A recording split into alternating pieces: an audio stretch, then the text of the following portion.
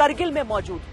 1999 में पाकिस्तान यहां पर आया था भारत के स्वाभिमान को कुचलने के लिए, लेकिन भारत के वीर सपूतों ने उसे अपने पैरों पर खड़ा होने लायक नहीं छोड़ा।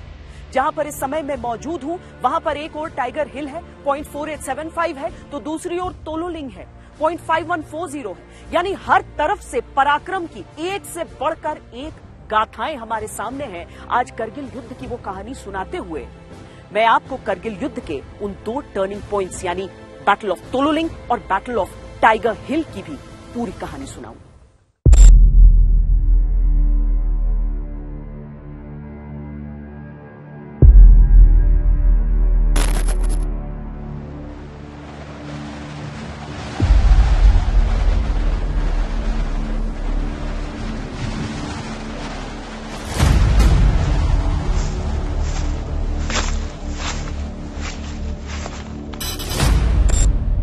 आज हमें टाइगर हिल पर डिप्लोमेट दुश्मन के ऊपर हमला करके उसे बर्बाद करने का टास्क मिला हुआ है।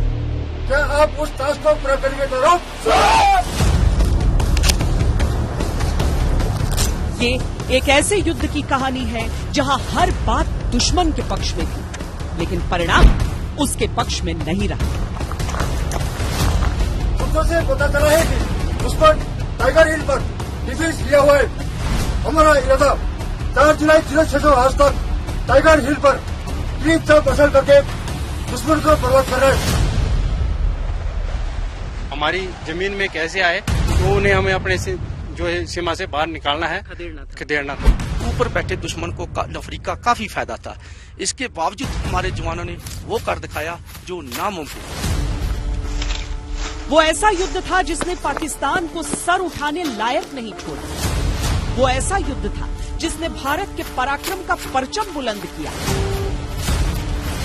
वो ऐसा युद्ध था जो छल कपट विश्वासघात की बुनियाद पर शुरू हुआ, पर वो ऐसा युद्ध था जो वीरता, विश्वास और भारत की विजय के साथ खत्म हुआ। ग्रेनेड से जो मरे वो 48 थे और मेरे साथी गोलियों से मारे वो अलग थे। तकरीबन 70-80 आदमी उस तोलोलिंग को मारे। पूरी कंपनी खत्म करी थी वहां पर। पाकिस्तान की 5 नॉर्दर्न लाइट इन्फेंट्री की एक कंपनी थी, उसको पूरी को खत्म किया गया। दुश्मन ऐसी तैयारी से आया, ऐसे धोखे से घात लगाया, ऐसी अभेद रणनीति बनाई कि उसको पीछे धकेलना नामुमकिन लग रहा था। पर भारत के रणबांकुरों ने न तो सुना है ये शब्द, न सीखा है हारना। वो तो हवाओं के रुख को मोड़ देते हैं, पर्वतों को चुनौती देते हैं, कड़कड़ाती ठंड को पिघलाते हैं, जज्बातों में देशभक्ति का उबाल लाते हैं। द्रास सेक्टर हाई एल्टीट्यूड में होने के कारण यहाँ पर 7 से 8 महीना बर्फ से ढक जाते हैं। इन कठिन परिस्थितियों में सर्वाइवल करना, कई चुनौतियों का सामना करना पड़ता है।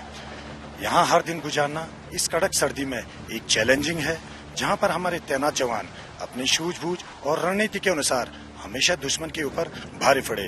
यहाँ तैनात कोई भी नया जवान अपने आप में गर्व महसूस करता है और गर्व से उनका सीना चौड़ा हो जाता है।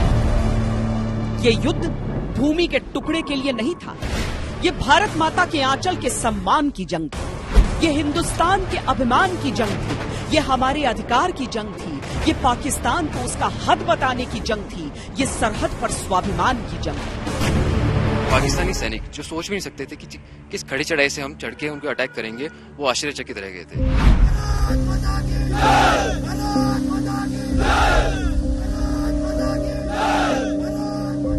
करगिल के उस युद्ध को 24 साल बीत चुके हैं। 25वें साल की शुरुआत करते हुए भारत भी नया है, भारत की सेना भी कहीं अधिक तैयार। पाकिस्तान मुल्क के नाम पर मजाक बन चुका है, दुश्मन के रूप में अप्रासंगिक हो चुका है, पर करगिल की उस कहानी को याद रखना ही हमारे वीरों का समुचित सम्मान है।